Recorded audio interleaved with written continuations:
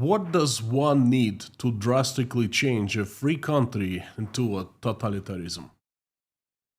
Brainwashed, uninformed people, willing people, legislative foundation, strong propaganda, and of course, a war. It's not complete list, but that's the basic. Now, what does Vladimir Putin have right now from what's on that list? Brainwashed, uninformed people? Oh, yes, check. Strong propaganda? Russian propaganda is the strongest one in the world. Double check.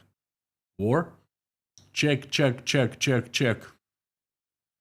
Legislative foundation? Legal foundation? Not so fast. They've been laying it now for quite some time, but they're only halfway there. But no worries, Putin and his friends are laying down the legal bricks fast, a few laws at the time. Howdy, howdy, friends. My name is Konstantin. Welcome to Inside Russia, where usual Russia is explained by the unusual Russian. As usual, you will not find here propaganda, BS, or lies. Instead, you will find truth, common sense, and logic. Some emotions too, because hey, I'm a human being after all. Before I start today's message, something completely off topic, something that just came up 1 hour ago. I can't resist, I'm sorry. Vladimir Putin has just announced that Russia is out of potatoes. I know. I will certainly speak more of that in the upcoming days. Oh, I'm gonna have that, Now to the message. Russia has entered the final chapter of its journey. Some can call it the demise, some the disintegration, and some the end. For the sake of simplicity, I'll call it journey for now, for here. We had hopes for better life for a while in the 90s after the USSR fell apart. And then things started getting real good in the early 2000s. And then the darkness descended. For the past 20 years or so, things have been gray. And for the last 3 years, has been darkness. At this point of time, in late May 2025, I see things for Russian people changing from black to horror. Yes, things are black, but Russians still enjoy some freedoms. Actually, right now, Russians have more freedoms that we had in the USSR.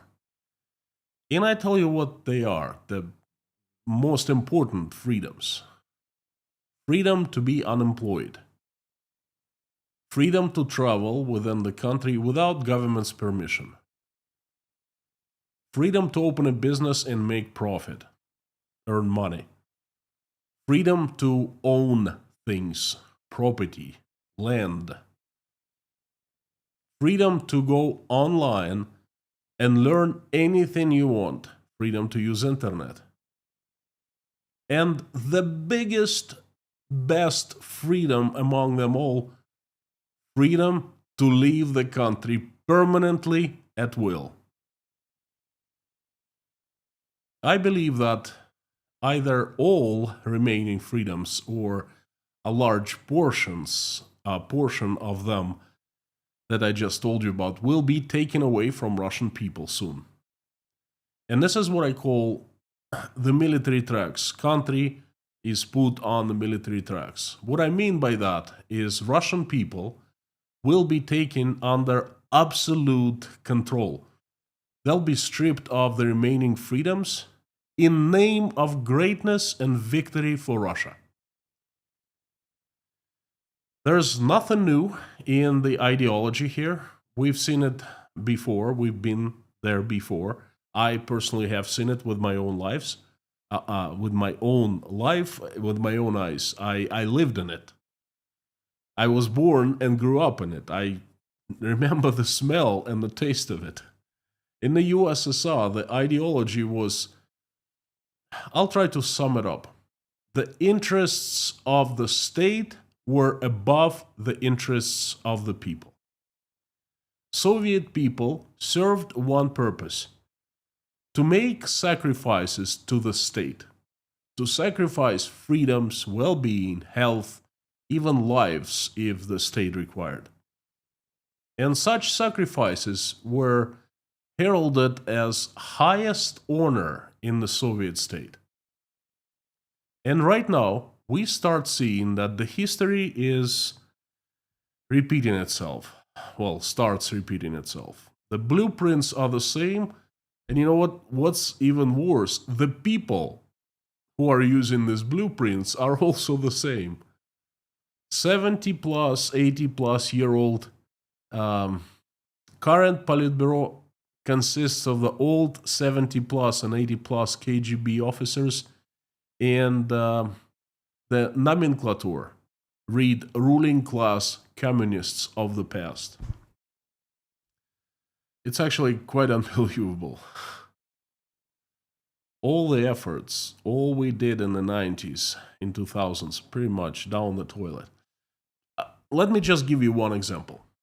I talked in details about this in a daily snippet, a short, unrehearsed, spontaneous video with a single topic that I record and make available to patrons of Inside Russia at Patreon account. I talked how Vladimir Putin is speaking aggressively of the Western companies and their products, given the start of the grand anti-West everything campaign. You see, in the USSR, I saw that. I saw that before about 40, 45 years ago. I don't know, if any one of you speaks Russian, you will understand what I'm gonna say now. Кто носит фирму Adidas, тот завтра родину продаст. That was a saying. Who wears Adidas, I guess, then that person is going to turn traitor tomorrow, because good Soviet people don't wear foreign goods, foreign products, foreign clothing, shoes. Vladimir Putin has started the very same campaign, okay? I start seeing it now. So, like I said, I talked about it in the snippet of number 2 of Inside Russia on Patreon. So, nothing new in the ideology department. They're just taking the old blueprints, dust them off, and use them, okay? They worked then, and miraculously, they're working now.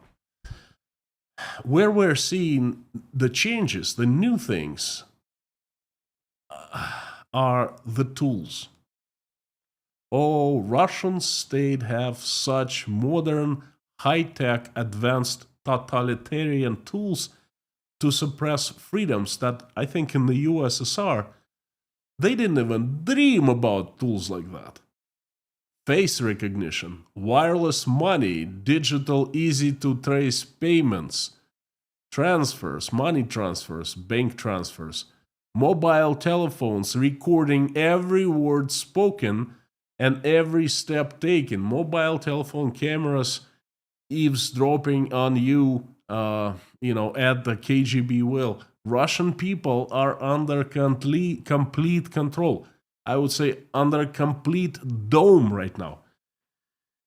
And that control is tightening.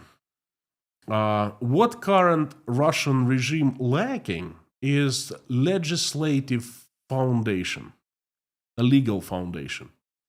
As I mentioned earlier, Russians are currently experiencing a certain degree of freedoms. They are used to freedoms, and a lot of people, I would say 20%, but hey, that's 30 million Russians.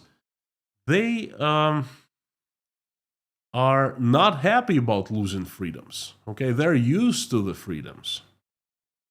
The question for the state is how to take those freedoms from people without angering people too much, without crossing that line when people can start taking actions. And that is possible, okay? How do they do that? Good old stepping stone strategy. This past week in St. Petersburg, Russia, where Putin is from and all his friends are from, and that gang from St. Petersburg has been strangling Russia for the past 25 years. That's where they came from, St. Petersburg. So, this past week in St. Petersburg, Russia's most powerful siloviki, the heads of those agencies that are armed and can use violence against citizens legally, okay? So the heads gathered at the St. Petersburg Legislative Forum. It's an annual event, and usually at this forum, normal questions of Russian legislation discussed. At least they were discussed in the past. This year, it was different. This year, we could peek inside what lays ahead of Russian people in the near future in form of legal changes, legislative changes. We might as well call this forum a blueprint for laying legal foundation, the new judicial foundation for the changes to come. Instead of telling you of this event, describing it, I'd rather share the messages that the speakers made. The messages that I personally found important, and some messages I consider even being prophetical, like prophecies. And they are scary. Not the messages I really would like to hear, but before I start, I would like to take this opportunity to, this is my mid-roll time. I usually take a sip of a wonderful English breakfast tea. Cheers to England. Thank you for this tea. I'm currently enjoying, this is the Twinings English breakfast extra strong. Oh, it's good. And another thing I want to do is to thank you, everyone who is a part of Inside Russia community, everyone who tunes in every day to watch my videos. Thank you for watching, for liking, for commenting, for interacting, for the messages with good words, for praying along with me and sending me prayers, and for sharing your love with me. Thank you so very much. Thank you for buying me coffees at buymeacoffee.com, for Patreon, PayPal. I give you a promise that no matter what, monetized, demonetized, sick, not sick, tired or not tired, I will continue telling you the truth. I go in front of this camera every day for as long as I can physically, and I share the truth with you. I document and share the demise of Russia, the transformation the country is going through, and I hope that everyone will be informed and will learn of our mistakes. You have my word on that. Thank you so very much. Now to the message. Now let me just share what I learned at St. Petersburg Legislative Forum. Now, are you ready? If you have a drink in front of you, take a sip right now, because that's going to be quite something. All right. The head of the Ministry of Justice of Russian Federation stated that strengthening statehood is more important than observing laws and citizens' rights. I'm not joking, not making this up, it's not fake news. I actually have video when they say it in their own words, and for every message. Konstantin Chuichenko, the Minister of Justice, the Minister of Justice of Russian Federation, stated this of strengthening the statehood over citizens' rights at the session Foreign Interference, Lessons of History of St. Petersburg Legislative Forum.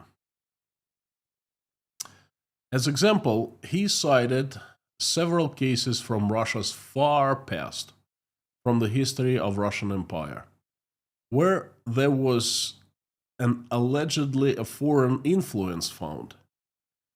According to Chuichenko, the populist movement was brought up by the West. It was not born inside populace, inside the people, regular people, the serfs, the peasants. Instead, it was brought to Russia by the West, and Rothschild, either himself or his family, actively intervened in political events in the country. The minister suggested continuing to study history through the prism of foreign interference and influence, so that the twists of history that he mentioned would not be repeated. This is what he said. Check this out.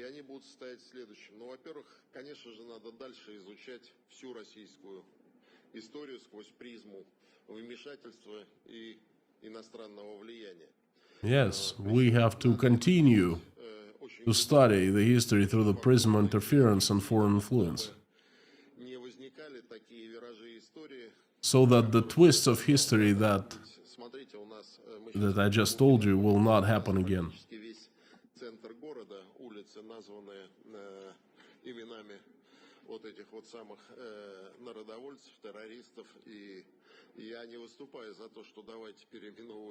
So look at St. Petersburg, the entire center of the city. All the streets, most of the streets, are named after those members of the popular movement, the terrorists. I do not claim that I want to rename the streets, but I want to pay your attention to that.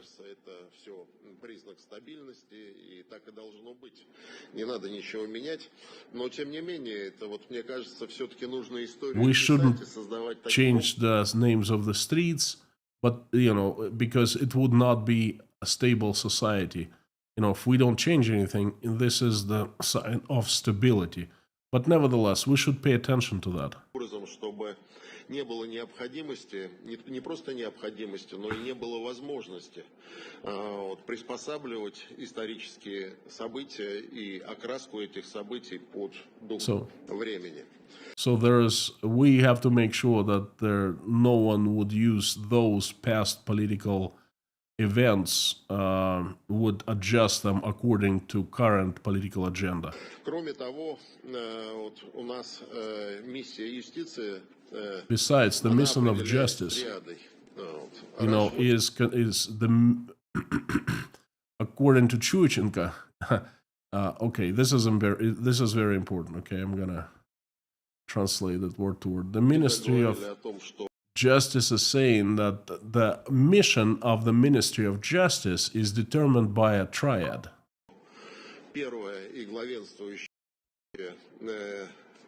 First and the most previously, it was always that the first and the most important thing was to ensure rights and legitimate interests of the citizens.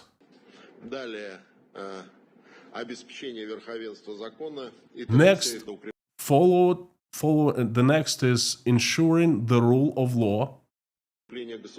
And number 3, strengthening of the statehood.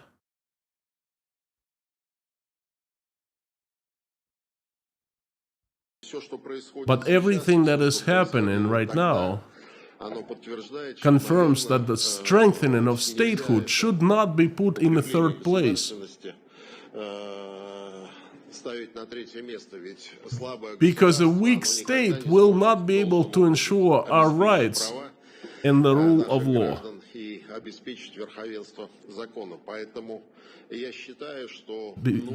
This is why I think that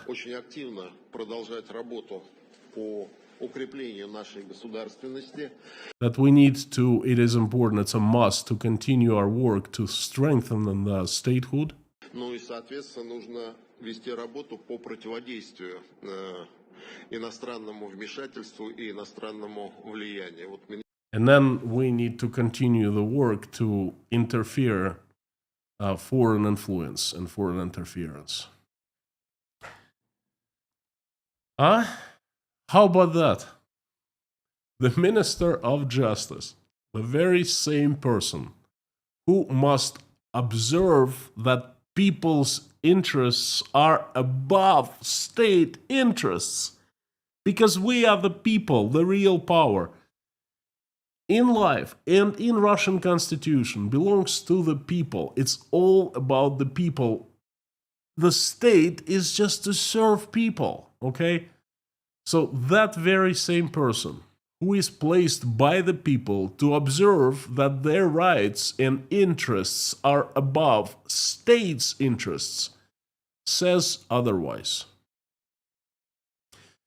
In my humble opinion, it is prophetical.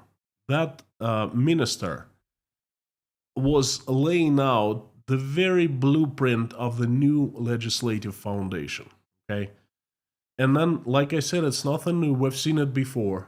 The state interests are above people's interests. That is not right, but that was the reality of the USSR, and this is the reality of Russia right now. It's been said, this heads of the state, the heads of Siloviki, you know, the most powerful people in Russia, after Putin, of course, they're saying atrocious things. They need to be fired and investigated for what they say, for what he said. Yet, this is the Minister of Justice.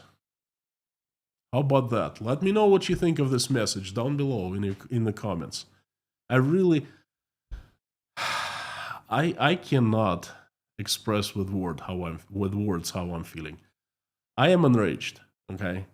As a citizen of Russia, this is everything that I absolutely hate about the old state, about the USSR, because I believe that it's the people on top of the interests of the state. The state is merely created to serve the people, and it's up to people to say, hey, state, we don't like you, the officials, we don't like you, we are changing you. Why? Because we said so. You have no say.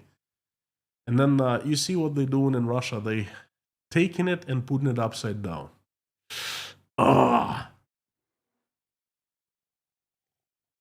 Please forgive me. I know this live streams are not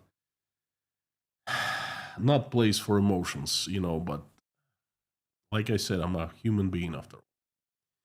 The next message was made by the Deputy Minister of Justice, you know, the guy from the same gang, Oleg Sviridenko. Now, check this out.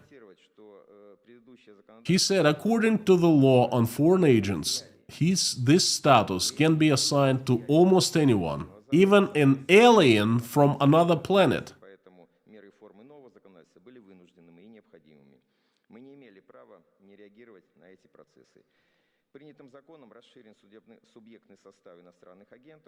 So basically, he's explaining like the new law has just widened the right of the state to name anyone a foreign agent, to label anyone a foreign agent. Today, you know, I like to apply it normally. Even if an astronaut from any other planet, even if there's an alien lands here in Russia and starts to work miracles against our country, he will be labeled a foreign agent, end quote.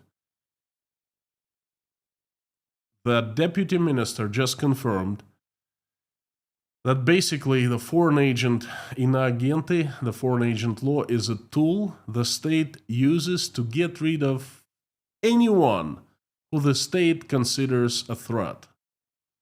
Whether that person is under influence of a foreign state, not under, it doesn't matter. If an alien lands in Russia, that alien might as well be labeled foreign agent. That is possible. There's a very interesting twist here. In the USSR, there was no law of foreign agents, okay? There was just one set of criminal laws, and it was called УК, Уголовный кодекс, the Code of Criminal Laws. And in order to get in trouble, one needed to break a law. And basically, different agencies, KGB, the federal police, were, making sure that no one broke the laws. And it was up to them to investigate, charge, catch, imprison, convict, and so forth. But in the past, one had to break the law to get in trouble. If you didn't break the law, any of the laws, you would not go to prison. Now, you don't have to break a law. They just can label you foreign agent. That's it. This is so convenient. Like I said, it's one of the new tools, digital legislative tool that the state uses to not even eliminate competition. There's no more competition. There's no more opposition inside Russia. It just, it uses it for just breaking regular people, It's insane. And again, this man right here, the deputy minister, is speaking openly about that. He's very confident. He feels powerful. Look the way he's sitting. He acts as he owns the country. The next I want to show you is the chairman of the investigative committee, Alexander Bastrykin, one of the most powerful men in Russia. He is in charge of, in the USA, there's an equivalent called prosecutor general, okay, or attorney general office.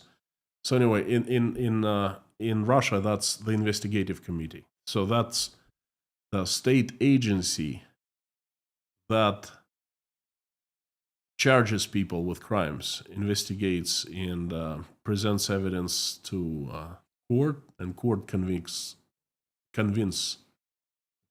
people.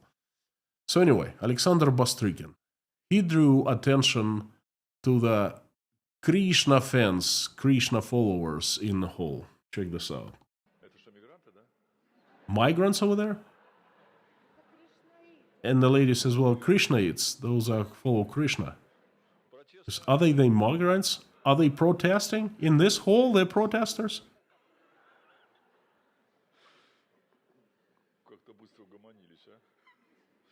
And he says right here, it's very important. Россия будет свободной. Russia will be free.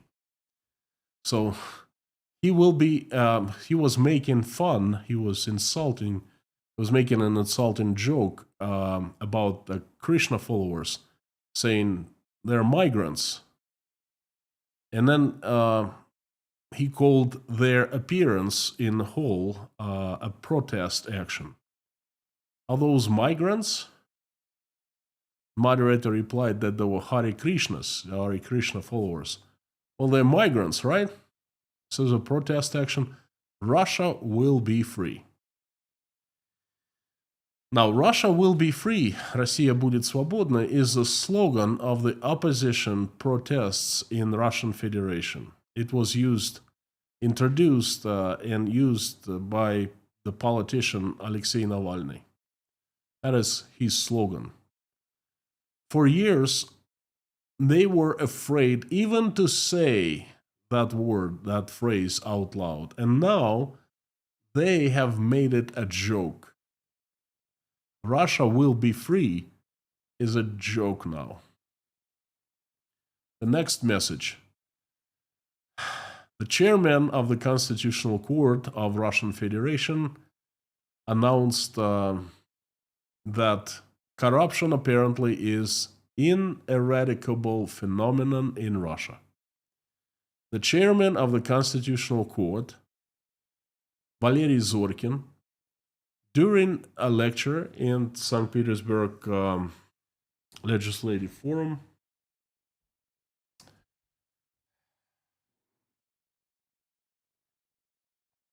I'm sorry, I'm just too excited about that. It's too emotional. My country is just falling apart right in front of me. So, Valery Zorkin, the chairman of the Constitutional Court, said that the corruption in Russia cannot be eliminated.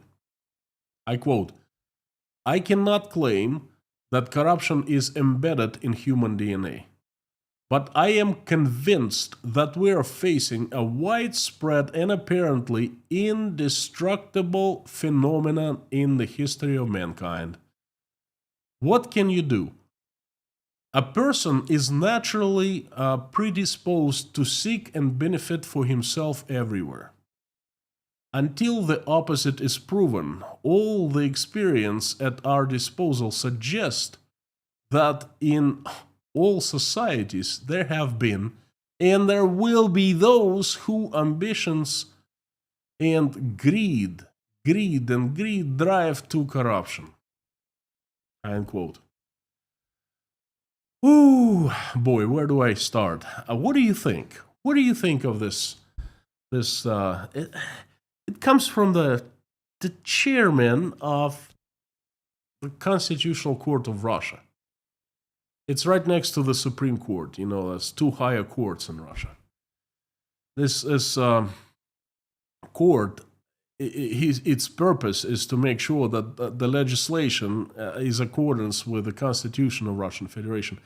And this man, its head, says that, in his opinion, corruption is eradicable, cannot be destroyed. The person who must fight against the corruption, against the deviations from the Constitution until his last breath, legitimizes the corruption. According to him, well, it's one of those things that all nations have, all humankind has, unless proven otherwise. According to Zorkin, rampant corruption is not only associated with personal moral depravity, it is caused by a general decline in the spiritual culture of society. I remind you that the 82-year-old Zorkin have been the permanent head of the Constitutional Court for 22 years, where in the Constitutional Court he has been working for more than 30 years, quite a few years before hitting it. You see, what Zorkin here, he admitted his understanding of how the state works. And he is very true about Russia. In Russian, corruption cannot be eradicated because Russia is based on corruption. Russian state, Russian regime has corruption at its foundation. It works like this: the vertical of power, Vladimir Putin at the very top, and the cops on the ground at the very bottom, and everyone else in between, you know. And Vladimir Putin makes orders, gives orders, and he expects everyone to follow his orders without asking questions. And they do. And they use their power to enforce his orders. And as a reward, they are given opportunity to steal, to bribe, to get bribed. Basically, they're corrupted to the core. And the state closes its eyes on the corruption. And that's how it works in Russia. And Zorkin is trying to legitimize corruption. So Russians will think it's okay. Everyone does that. No, not everyone does that. I've seen the countries without corruption, or with very little corruption, should I say. What do I know?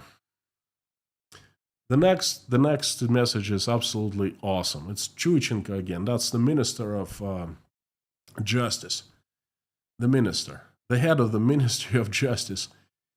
he checked the decabrists, the decabrists, the people of December. It was the first attempt of Russian nobility to topple the Tsar back in early 18th century. No, I'm sorry, 19th century. It was the first attempt of some kind of a revolution against slavery, against totalitarianism, against monarchy, okay? It's basically, a few hundred people, officers, the nobility, they came out to an open protest in the beginning, in the middle of St. Petersburg, and they demanded to be heard, and they demanded changes in Russia, okay? That was the first attempt. And the decabristi were always heralded as the heroes of Russia. But now, recently, they're placed, everything, the history is rewritten and placed, everything is placed upside down. And all of a sudden, the head of the Ministry of Justice says that the decabristi need to be checked for, foreign influence. Are they foreign agents? They need to be checked for that. And it says that their punishment was too lenient. Konstantin Chuichenko, the minister, assessed that the activities of decabristi from the point of view of modern law 200 years later on foreign agents. According to Chuichenko, the idea is to make a separate lecture about the decabristi arose when he heard a lecture by Vladimir Medinsky, an aide to Vladimir Putin. And Vladimir Medinsky, a former minister of culture, had a question whether the decabristi were under foreign influence. I quote,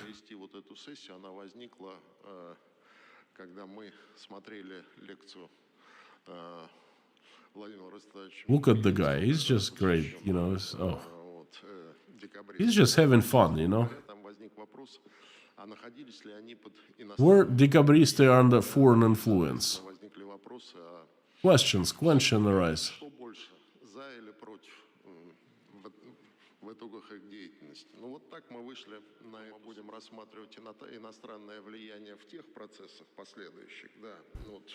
They were not an object of foreign influence, but a subject. That is, they themselves went under this influence. They studied Western ideas themselves.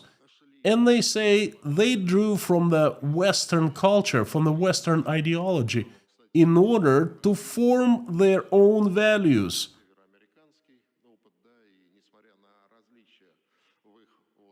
I unquote. In his opinion, no one influenced those noble Russian officers from the West, from other countries, but they learned of different ideology, of different values, and they put themselves under influence. They soaked in foreign values,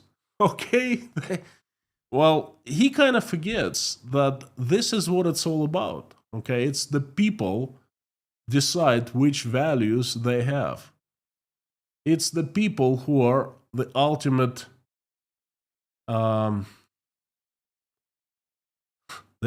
value, basically, It's the people who come out and say, we want this to be done in this way. If it's the Western values, hey, the people have spoken. It's the Western values. No, that's a crime. And that's coming from the Minister of Justice of Russian Federation. He called the uprising of decabristi not progress in Russian history, but regression, explaining that, in his opinion, without the uprising, serfdom in Russia would have been abolished earlier. That is not true. That is BS. The head of the Ministry of Justice also considered the punishment of Decabristi too lenient. Unfortunately, the monarchy, the Tsar, was very liberal, and I would say excessively noble, he said. Now I remind you that as a result of Decabrist uprising on December 14th, 1825, 5 leaders of the movement were executed. They were hanged, and about 120 more people were exiled to hard labor in Siberia or to settlements where they spent the rest of their lives. Now, I have a few other quotes. I'm not going to be talking much about them. I just want you to know them.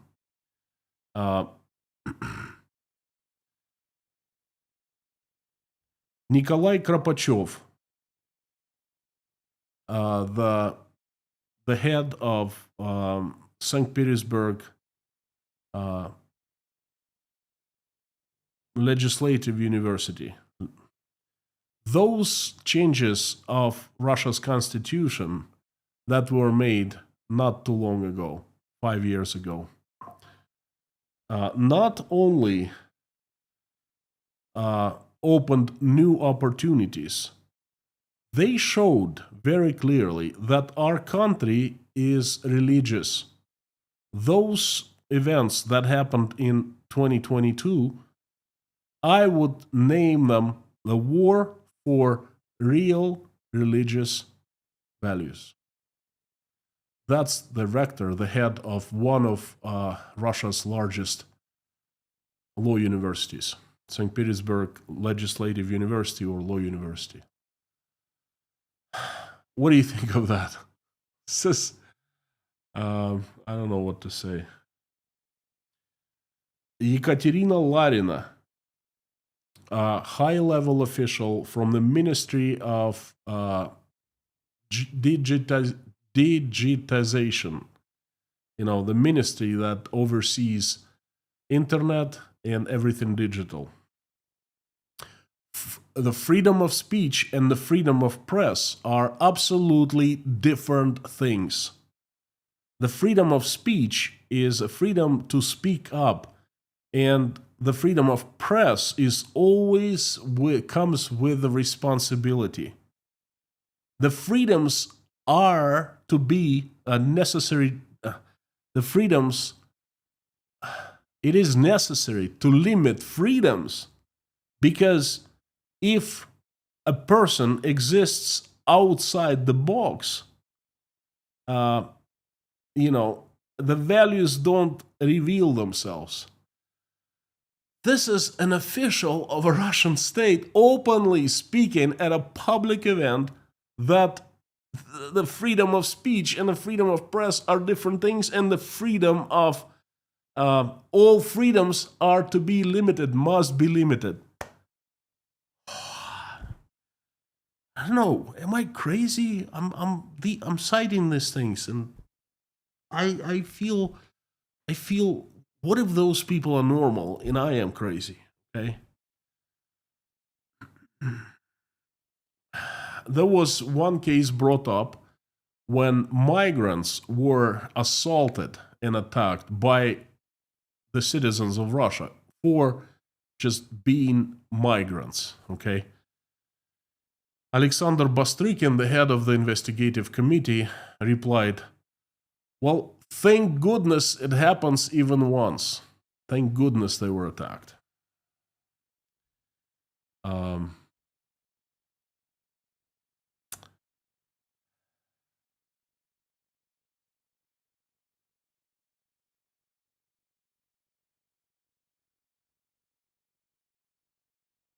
Two more things I would like to bring up from that St. Petersburg forum. That one thing was that one of the senators of Russian Federation spoke that, in his opinion, he said there will definitely be further changes of the constitution of Russian Federation. And another senator spoke of pensions. And he kind of threw in this idea that people who were born after 1986 should not get retirement pensions whatsoever. They should be subject of care of their children. No, I don't know what else to say. I quoted you quite a few Russia's highest officials who came together and spoke of Russia's future. And to me, when I said that Russian people, the reality in the country will turn from black to horror, that's exactly what I mean. Those people speaking, and I quoted them, and I showed you them, their speeches, they were laying out the foundation of the horror. The USSR 2.0, improved, advanced, high-tech, deadly efficient, 100% efficient.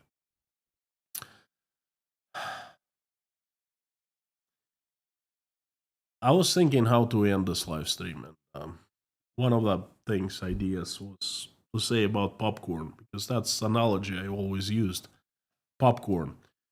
When I'm in to monitor something grand happening, I say, well, I'm having my popcorn ready. I don't want to use that analogy any longer because it seems very cruel at this point. This is horrible. I think this is the worst thing that has happened to Russia in the past, I don't know, 100 years perhaps. What's happening right now, I'm going to be watching with sadness and sorrow. I just want to tell you that I think that this is the price that Russian people have started paying for allowing this gang to take power, to transform the country step by step, and to usurp power, to strip them of freedoms, and to invade Ukraine, to invade the neighbor country. All Russian people, well, most Russian people, were silent and they kept quiet. Well, you know what? That's the price they have started paying. And the price, I talk a lot about the economy, prices going up and the living standard is going down. That's peanuts. That's nothing. That's pocket change compared to what is ahead of Russian people. They're gonna lose their future. Their children are going to lose their future. That's the real consequences. That's the real price. I've said many times, it's the Russian people who can be picking up the bill for the war. Well, they're picking it up now. Thank you, friends. Before I turn the live stream chat on, I would like to remind you that I have just started a new type of content available for patrons of Inside Russia on Patreon account. For about a year and a half, every single day, I have posted, I've been posting 9 news that I have found important. I have found that speak volume about what's happening in Russia. And yesterday I started a new type of content. I call it the daily snippets. I take one topic and I talk about it in an unrehearsed, spontaneous way, as if I was just sitting in front of a friend and telling it to a friend. This is day 2, snippet 2, and I spoke of one of the topics I touched in the live stream today. I gave more details. So basically, a snippet is something bigger than a news, more important than a news, and less than a live stream. Okay, so if you want to check it out, go. I will place a link down below in the comments, and consider becoming Patreon with Inside Russia. The feedback I have received so far is overwhelming. People love it. So please check it out. And thank you very much for coming and giving me a chance to deliver this message for you. I hope you found it useful. informational and learned something new. I would like to invite you to the live stream chat. So let me turn it on. We don't have that much time, about 20 minutes, but I'll try to answer as many questions as possible. Thank you, friends.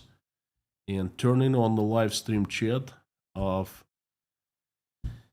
my daily live streams is the most favorite thing of mine when I see that the live stream explodes with people and their hellos and their questions and comments. It's fantastic. This is a sense of community that I have, not just sit in front of the camera and speak into it, but actually I understand this real people with real emotions, real feelings, real questions, and it is fantastic. Thank you for coming, friends.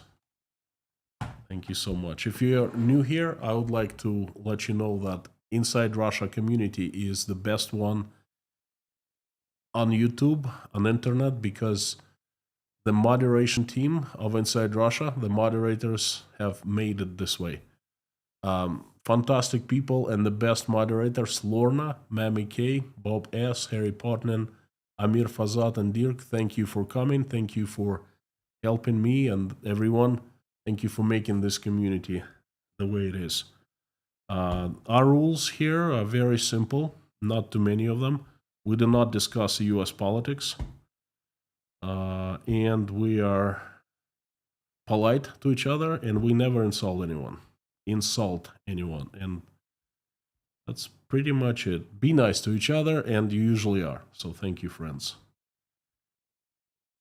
Let me just turn the live stream into a separate window, and I will be good to take on your questions and comments. Thank you. If you want your comment or question to be seen easier, please put it in all caps and put Inside Russia after @ sign, so it's highlighted in orange and I see it better. Thank you so very much. If I missed your question, it doesn't mean I ignore you.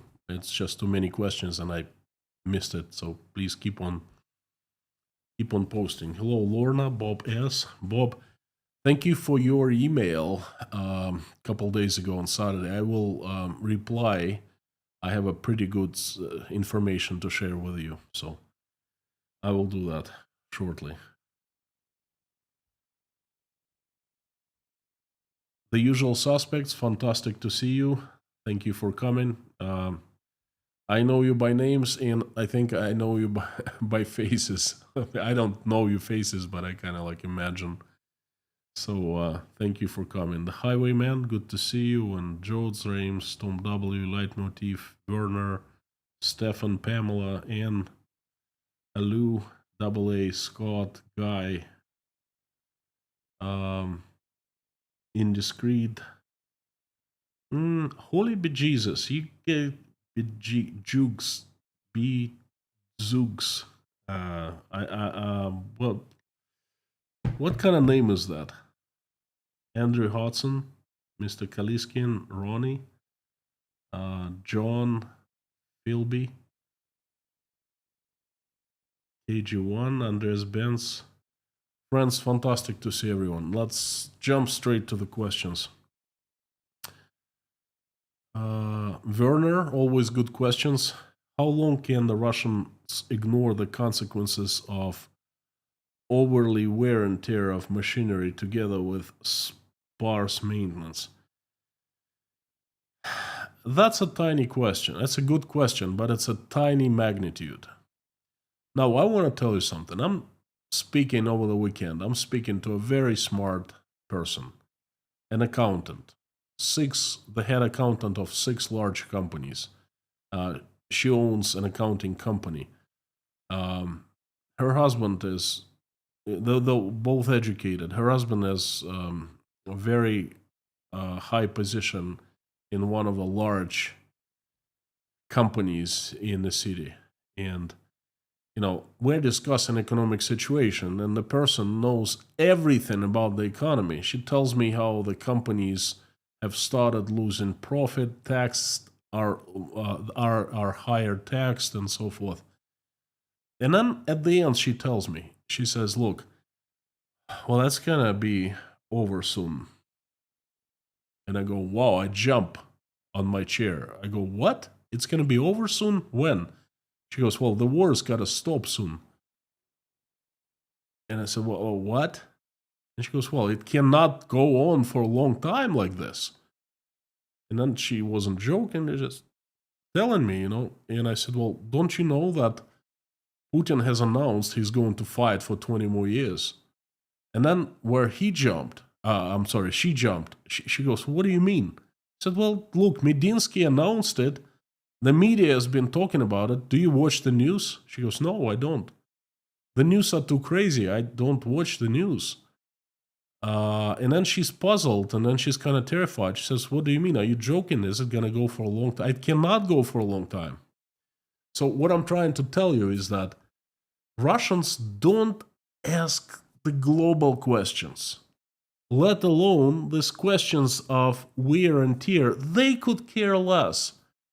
When a power plant in Rostov-on-Don stops and everyone would lose electricity, then they would start caring about electricity, and they would not be asking questions why in the world the power plant stopped. Okay? So that's how they operate. That's how their minds are operating.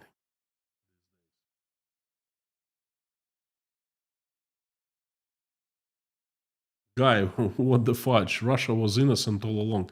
Well, didn't you know? Russia is fighting for the religious Christian values, huh? Didn't you know that? Among all other things, I read your comments in the Patreon and that private chat section, every single day. I think among all other things, among all other people, you should know the best that Russia is, of course, it's innocent. Of course, it's fine. Just watch for the Russian officials, what they say, what they say on TV, what they say in, in the articles. Of course, Russia is innocent. Andrew from South Africa, howdy. Mr. Kaliskin from the Windy City, hello, hello. This whole stream made my head hurt. Well, you know what? When your head hurts, it's not a big deal, John. When your heart hurts, that's when it really is bad. My heart hurts because it goes through my heart. My head is clear. It's cold. Okay? The blood is right here.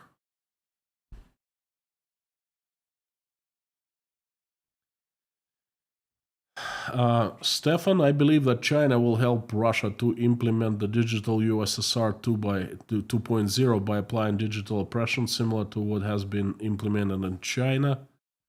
By the way, love the daily snippet very much. Well, Stefan, thank you so much. This is my second snippet today, right? So I'm gonna make them better, more streamlined. This is just like the first steps, so to speak. So thank you.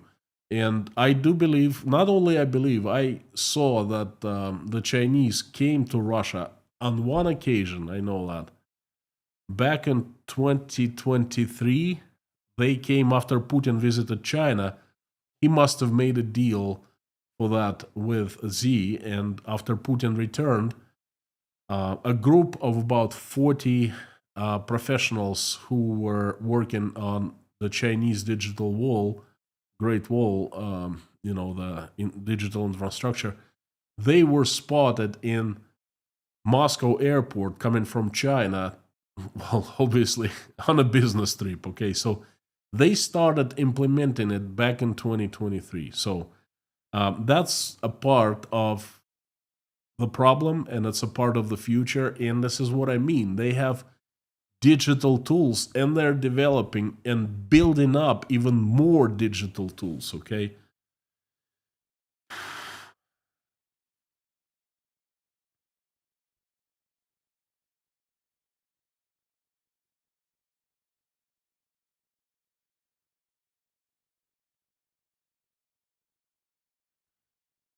Kev Sullivan, hello to Russian farm boy Konstantin from Iowa farm boy. Kev, Have you seen the video I made about visiting a farm?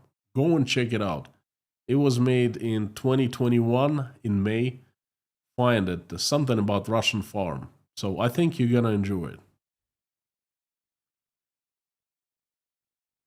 Uwe Las, good Nabend. Raider Gore-Tex, we are so sorry for your anguish.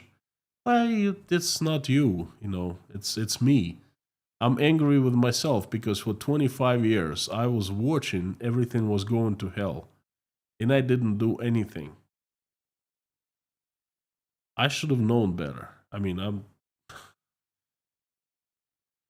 it's like lethargic sleep,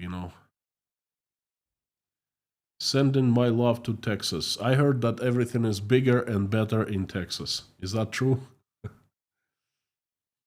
I think Lorna thinks so. And Prince Amir also thinks so. Big business girl. IRL. Big business IRL. Regarding the info about the pensions, I'm not surprised it has gotten to this. It's all heading into one direction, yes. Ice Walker Gaming. Howdy, howdy. Trying to stay strong, thank you.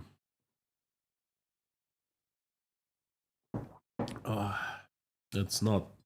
It's warm, not hot. Seika S from Virginia, howdy. Sending my love to Virginia, fantastic state. Koshkin Dome, hello. Lincolnshire, howdy, howdy. Chris Fox. Terry Carter, always welcome to see. Great to see you. Pulaski, Virginia. Saddens me to suspect what could be coming. The USSR 2.0. Digital USSR. Digital Iron Curtain. Digital curtain is coming. That's what's coming. Bipolar world is coming again. Bob Brennan. Bob, great to see you. Fantastic to see you from Wisconsin, USA. Wisconsin. Did you change the state? Is it my memory or you were somewhere south and now you're in Wisconsin? By the way, please update on what's going on with your friend Alex. How is she doing? And we keep on praying for her. Should she be left on the prayers list or removed?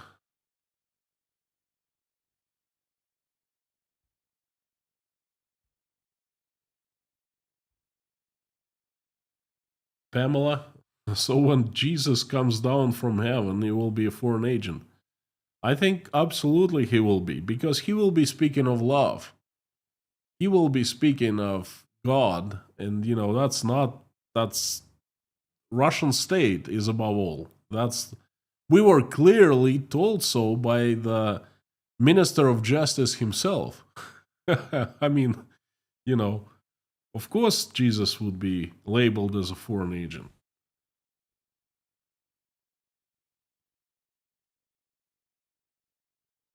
Harry, good to see you. Thank you for coming.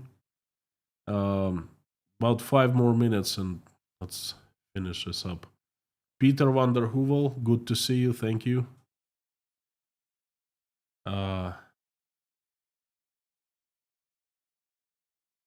Your comment on the confirmed Russian breach of the Dutch police. Perhaps on Friday. I don't. I cannot comment right now. Martin K. from Czechia. Howdy. All states suffer from corruption at a certain degree, but Russia is among few states in which corruption has become the basis of the government. Yes, I absolutely agree with you. We're all humans, okay? And we're all with sin. And we're all tempted at some point or another. but it's how our states, our countries are organized, how they are governed. Do they punish corruption or they cherish it? If they punish, then corruption is,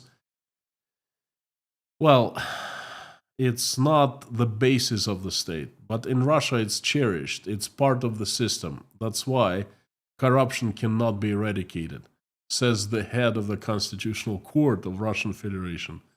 I mean, is this a joke or what?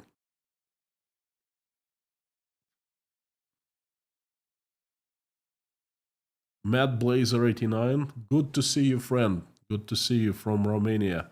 Long time no see. Deborah from sunny California, good to see you, Koshkin Dom. Carlos, the legal forum was international. Which foreign countries participated? What kind of legal values are bringing those foreign representatives to their countries? Well, it was not that international. Okay, they were other representatives of other countries, but it was Russian. It was majority were Russian, and it was for Russians by Russians. And you're right; those who actually participated and saw Zorkin speak that the corruption cannot be eliminated. What kind of value are they going to bring to wherever they came from? Hearing Zorkin saying, "Hey, give up fighting corruption already. Can't eliminate it. Come on, let's live with it." Nice.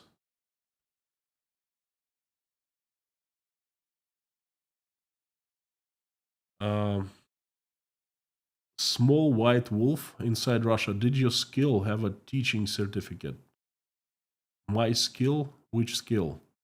What teaching certificate? I'm not teaching anyone. I'm informing of what I know, and I'm informing of my angle, how I see what's happening in Russia. I don't have any teaching certificates.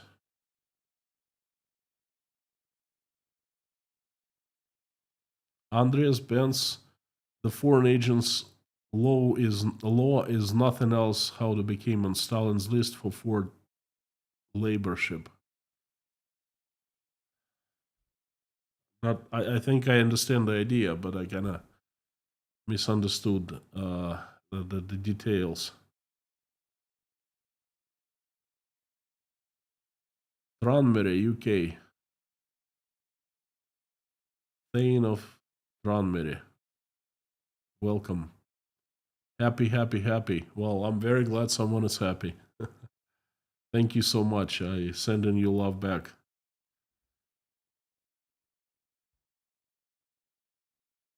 Uh, Gary Chap, I'm learning Russian because of you, Konstantin. Thank you so much. Thank you.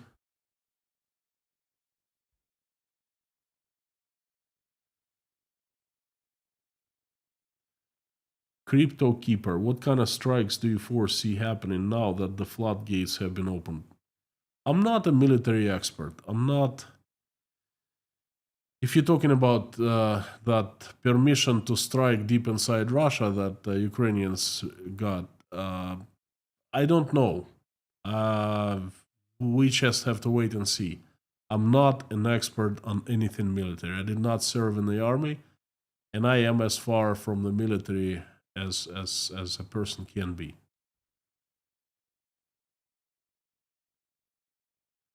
Kev Sullivan, the Russian Attorney General sounds like a hanging judge in the old west of cowboy movies.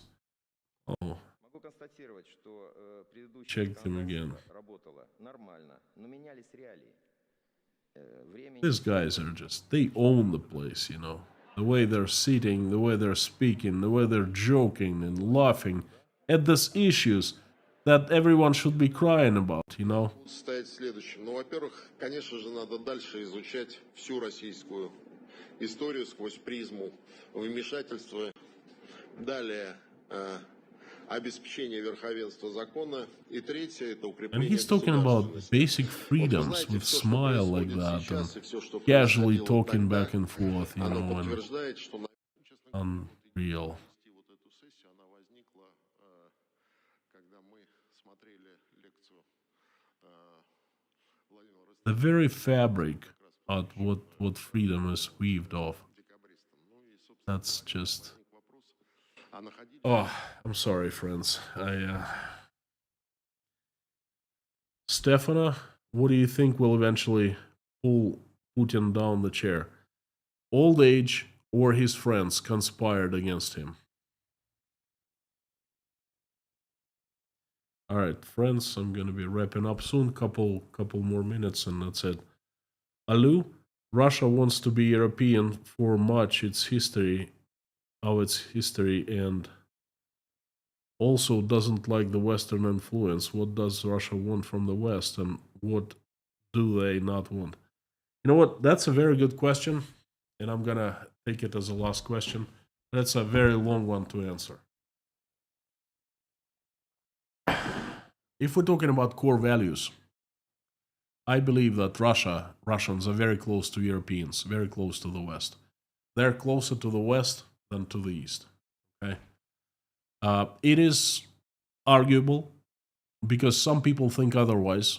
That's my opinion. I have traveled all over the world, and I can compare Russians and myself. You know, a product of Russia to, let's say, the United States, Canada, Latin American countries, and of course European countries. My parents lived in Czechia for 10 years in Prague. I visited them often. They have tons of friends. They still have friends there. I traveled all over Europe in most of the countries. I lived for 9 years in the USA. I know the West. I know Russia. I was born and raised in Russia. Um, my Russian is my first language, well, obviously.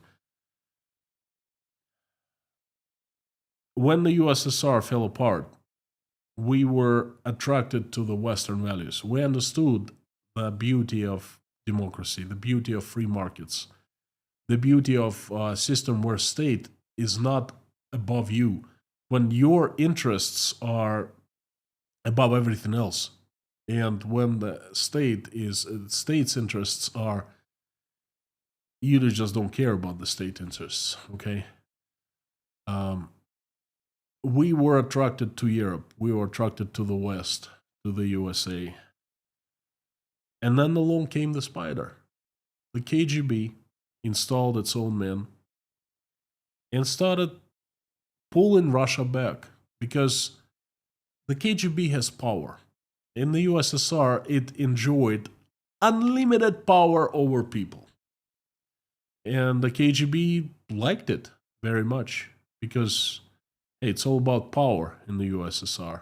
Okay, and then the KGB lost all the power. For 2 years, KGB didn't even exist in Russia, and then it started being rebuilt. Rebuilding itself from ashes, so to speak. And then for 8 years, it was rebuilding to a point where it could install one of its own as the president of Russia. And then it started building up its might. And the KGB doesn't want Russians to know anything about the rest of the world because they might be asking questions, just like in the USSR. The KGB doesn't want to. The KGB doesn't want Russians to understand the meaning of themselves. Okay, the values, the value that is held inside people. The KGB wants Russian people for sacrifices. They want the people to sacrifice their freedoms, their time, their families, their health, and their lives. Okay, and therefore they are turning Russians away from Europe, away from the West. Again, just like in the USSR. And it doesn't mean that Russian people didn't want to be a part of Europe, part of the Western world, but they're made, they're brainwashed, they're forced, they are forced, they're scared into looking away from the West and looking away from the Western values. Because I have traveled all over the world. I have studied history. I have studied societies. I haven't found anything better than the Western values, where we are the people concept is actually a reality. Nowhere else it is the case. And of course, the Russian state and the KGB, who owns and runs the Russian state now, again, unfortunately, they don't want Russians to even look at that direction. Okay, friends, I would like to thank you for coming, and I'd like to invite everyone to pray along with me. Thank you so very much. We have almost 3,000 people. This is fantastic. My honor to have you here. Thank you, mods, for helping me out. Let's pray.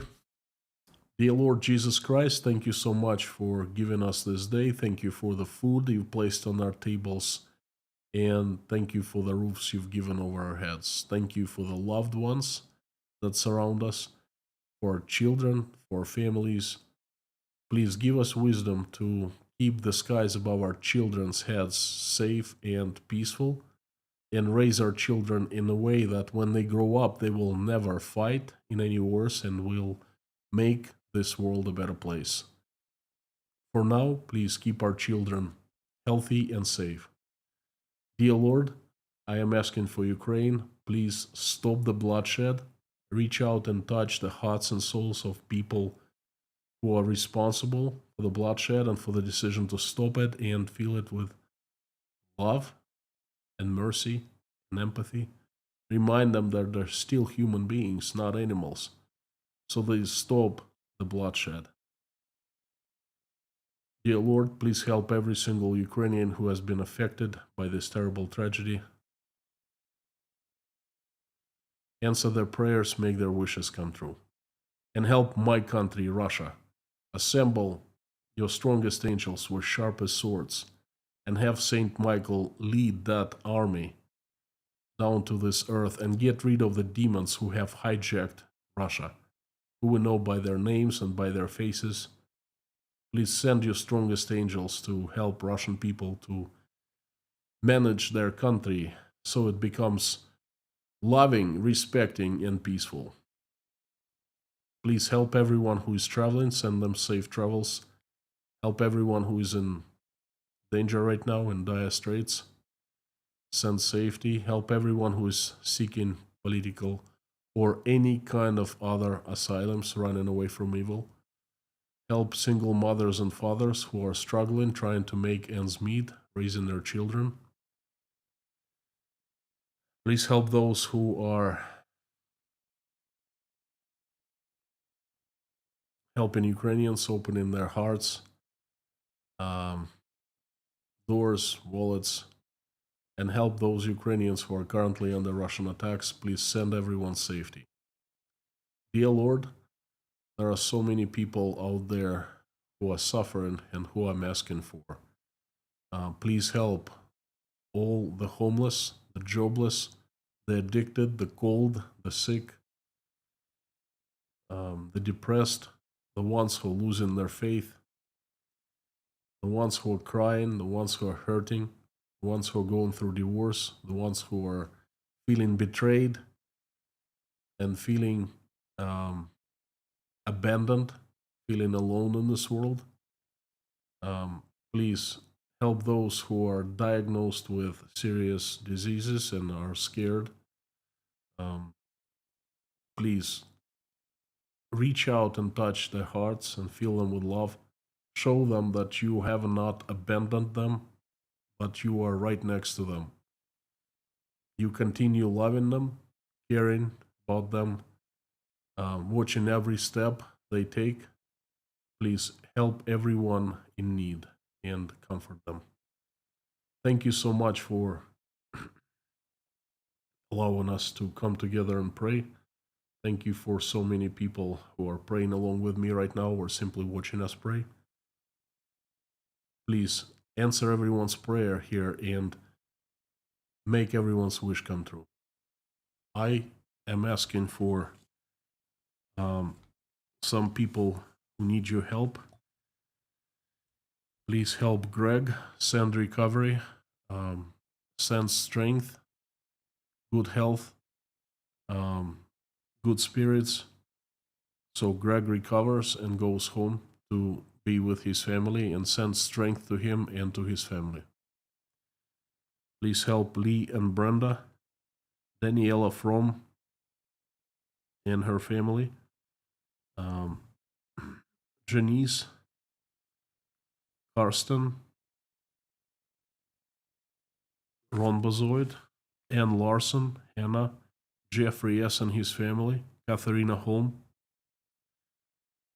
Alex, Mark, Tom W., Gabing with Gary, Lisa, Harry, Terry, John, Linda, Paula W., Dennis, Jason, Susie Mailer, Tim, Dory, Rhonda, John, Taylor, Wayne, Darla, George, Ruberty, Pamela, Meta, David Porter, and everyone who is in Chernovtsi, Ukraine, Leif, Randolph, Grace, Dean Spooner and his church, Yelena, Natasha, Michael, Jake, Oля, Dasha, Sky, Svetlana, Sergey, Liz, Ron, Liz, Koshkin Dom, Sandra, Mike and Mike, Petra Olson, Joseph, Millie, Jodes, Philip, Highwayman,